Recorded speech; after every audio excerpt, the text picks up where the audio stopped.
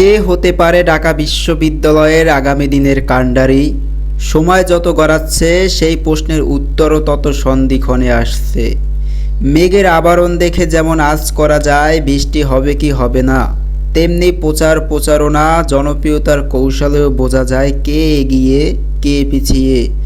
সেই প্রশ্নে হয়তো দুটি নামই আপনাদের সামনে আসবে, তাদেরকেই এগিয়ে রাখবেন। সোশ্যাল মিডিয়ার জনপ্রিয়তা কিংবা দলীয় প্রভাব, দুজনেই সমানে সমান। কিন্তু আলোচনার বাইরে থাকা বিনিয়ামিন মোল্লাকেও ছোট করে দেখার সুযোগ নেই, কারণ তার মাথার উপর রয়েছে সকলের পছন্দের ভালোবাসার বিপিন নুরুল হক নূরের হাত।